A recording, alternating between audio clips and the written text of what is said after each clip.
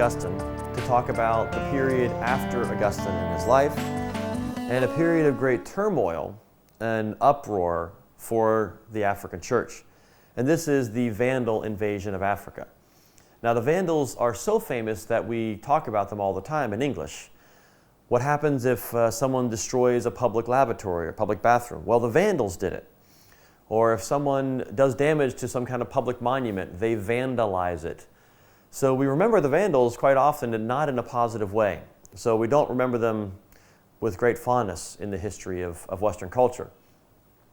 So who were these Vandals? Who are the Vandals? Who were they? Where did they come from? What did they do? And where do they fit into the overall history of African Christianity? The Vandals are a Germanic tribe that comes originally from far North Europe, so Scandinavia. A tribe from far northern Europe that over time continued to migrate south. Presumably there are reasons for this. Presumably it's because of expanding population, they need to find new lands, or it could be a matter of needing food sources, but they're moving in the time of the Roman Empire. And by the 3rd century, they're on the edge of and even beginning to move into the Roman Empire.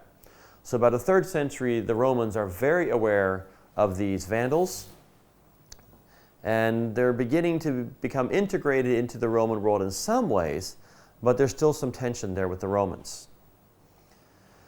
So they settled in relatively, I guess you could say, Central Europe for the most part, until another group comes along and forces them out. And these are the Huns. The Huns are another group of people who come from farther east, from Central Asia, push to the west, and as they push to the west, they run into the Vandals. And the Huns are obviously famous for Attila the Hun. This is a famous marauding group of people who were very aggressive militarily. They push the Vandals farther to the west and eventually toward the south. The Vandals run out of places to go, so in 409, 410, they invade and conquer Spain. They've grown large enough and powerful enough that they figure they need their own homeland. Now, by this time, if we imagine the Vandals as these wild men running naked out of the woods, that's not who these Vandals are. Certainly not by this time. By this point, they've been living in the Roman Empire for almost 200 years. Many of them have served in the Roman military as mercenaries. They were actually sought out in the Roman military because they were good fighters. So they're thinking in the way Romans think. They're organized the way the Romans might be organized. So they're not wild men at this point. They want their own land. They want their own area. So 409, 410, they invade and conquer Spain. So this map is a little confusing when you first look at it. There are lots of arrows going in all directions. This is a map of invasions of the Roman Empire in the later centuries. And we're going to focus on the blue line. The blue line is the Vandals. So the Vandals originally start up in Northern Europe, come and settle more towards Central Europe, but then as the Huns come from Central Asia, the Vandals are pushed farther west, eventually pushed to the south. And so at this point, we're this far in the blue line, down in Spain. So now the Vandals conquer and take almost all of Spain. This is the problem for Spain and especially for Spanish Christians. Not primarily because these people are barbarians, but because they are Arians. So many of these so-called barbarian tribes had converted to Christianity. They'd been settled in the Roman Empire. They'd heard about Christianity. But the missionaries sent to these people like the Vandals, were Arians. They supported the view of Arius against the Council of Nicaea. So when they converted to Christianity, they converted to Arian Christianity. When they arrive in Spain, they find a lot of pro-Nicene Orthodox Christians whom they mistreat and persecute. So we have a conflict here that's in some ways cultural, but also theological and religious. Arians against non-Arians. And what happens in Spain, what the Arians do, the Arian Vandals do to the Orthodox in Spain is a bit of a foreshadowing of what's going to happen when they finally arrive in Africa. So 409, 410, they take Spain. 429, they launch an attack on North Africa. They begin to move across Africa. Why would they attack Africa? Well, the Vandals looked across the water and they saw the breadbasket of the empire. For a long time, the wheat that provided much of the bread for the large population of Rome had come from North Africa. North Africa had natural resources. North Africa was rich. And the Vandals saw an opportunity to move into this area and take these resources for themselves. So they attack in 429 and begin moving east. In 430, the Vandals are almost literally knocking at the door when Augustine dies. Augustine dies probably wondering if his church was going to survive. He had heard, no doubt, what happened to the pro-Nicene Christians in Spain when the Vandals took over. And now those same Vandals, those Arian heretics, were threatening his very city. He must have wondered what would happen after he died. The Romans finally sign a treaty. They're going to try to control the Vandals. They sign a treaty to give them their own kingdom. They think if we give them a kingdom, maybe they'll stop taking our lands. So they sign a treaty and agree to give them a kingdom. A Vandal kingdom is established in Numidia. Numidia is the region to the west of Carthage. And the capital is Hippo. So Hippo is the capital of the Vandal kingdom.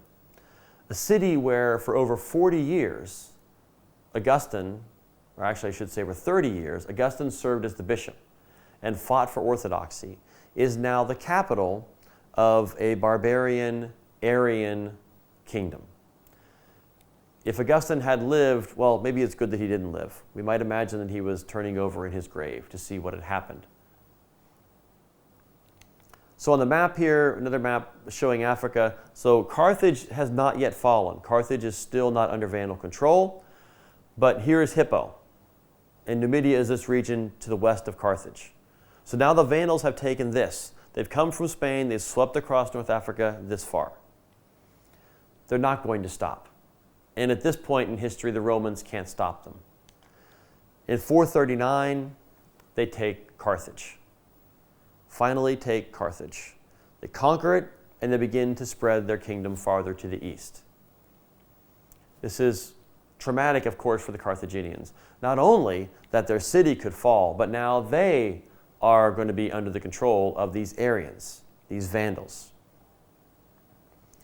Now the Vandals then established this kingdom in North Africa, which is their base. And from this base, they do launch other invasions in other places. One of the invasions that they launch is not a permanent invasion, it's more of a, you could say a one-off, is to Rome.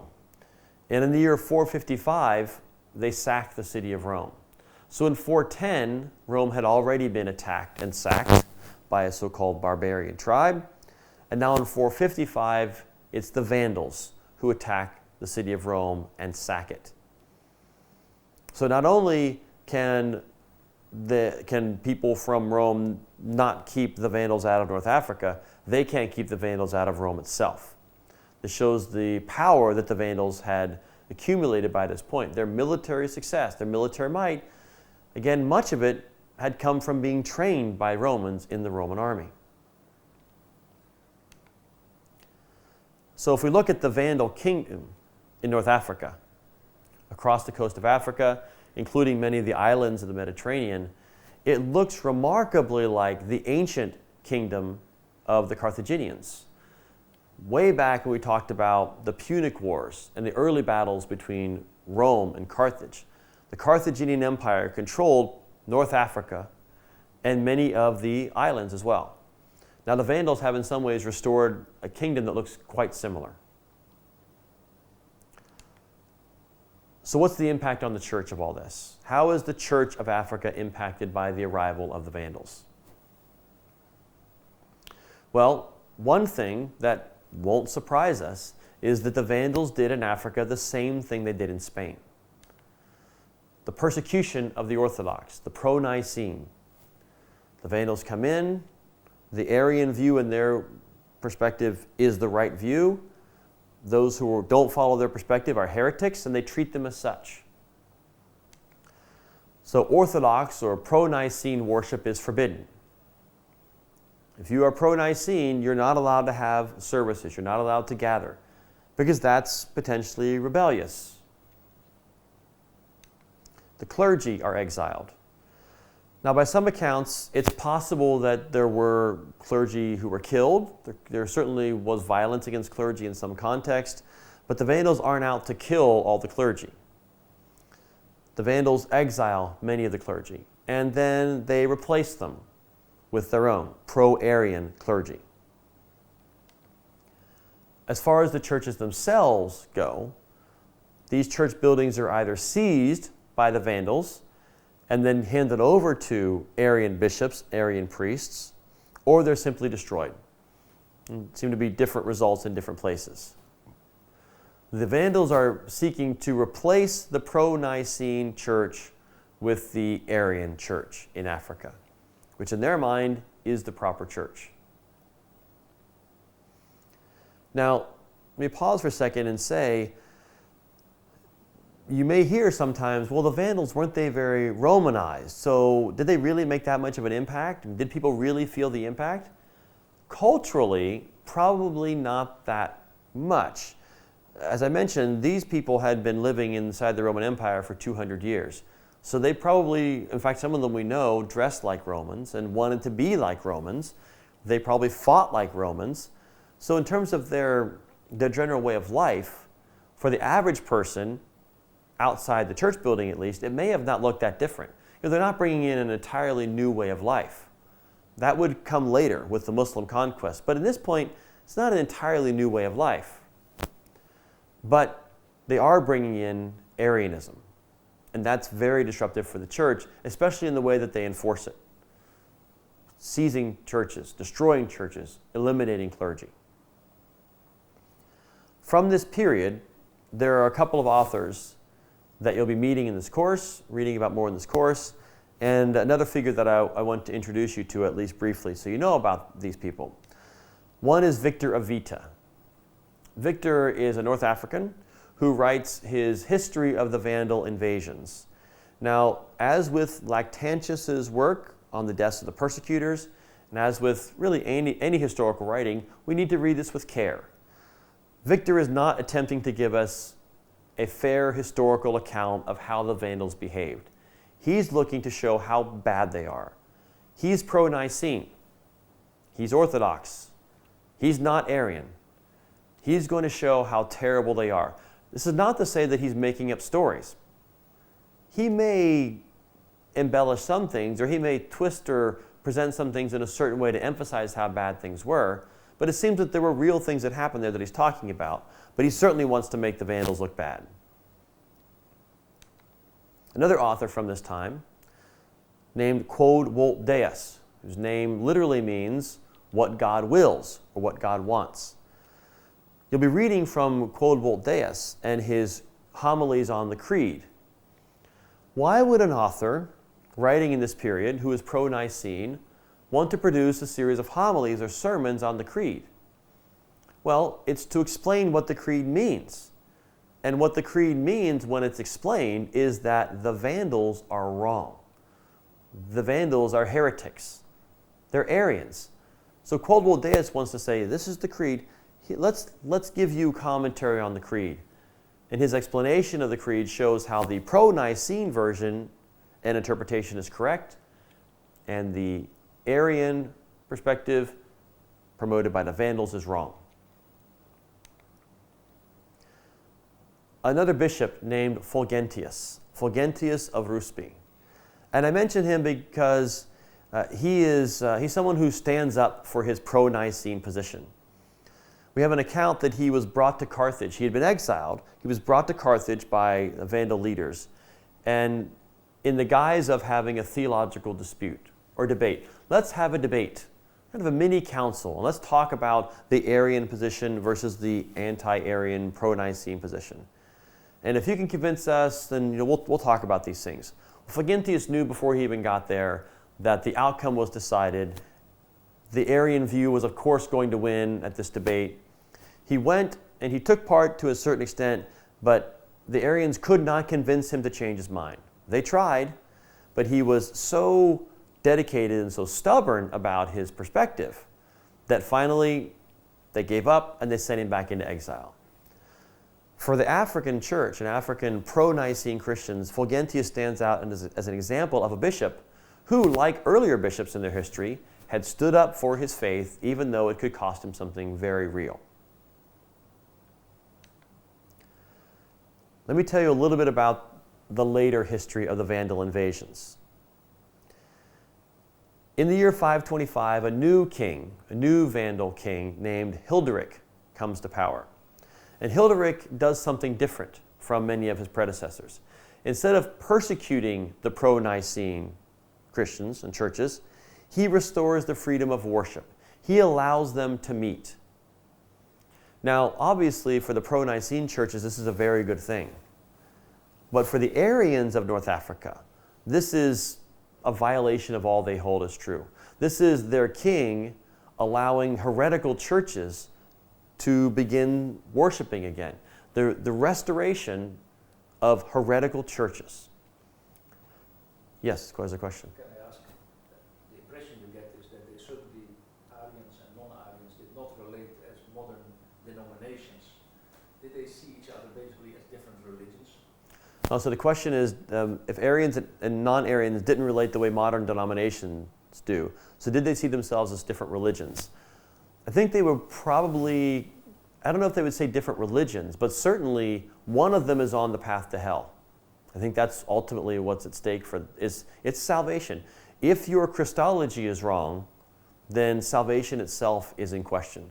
So Hilderic he's a Vandal. And other Vandals and all the Arians say, we have the proper view of who Christ was. Now, Hilderic is allowing people who in their mind have the wrong view of Christ. In their minds, he's allowing basically polytheists to begin worshiping again inside the Vandal kingdom. So they certainly see each other as heretics, and with that edge of condemnation certainly being in play. So there's a coup. Hilderic is overthrown. Probably not only because of this, but this certainly seems to have made him very unpopular with the other Vandals, other Vandal leaders especially. He's deposed in the year 530. This is a significant event in the history of Africa because far across the sea in Constantinople, the Emperor Justinian is aware of what's happening in Africa, and he sees an opportunity. He sees an opportunity to strike against the Vandals and to take what they have. And in our next lecture, we're going to talk about why he wanted this opportunity. Why was Justinian seeking an opportunity to strike against the Vandals in particular? It wasn't only the Vandals, but it certainly was the Vandals. What does he want? What does he want to accomplish by attacking the Vandals and eventually conquering their lands? We'll be talking about that in the next lecture. So are there questions about the Vandal invasion or what's happening in this period with the church?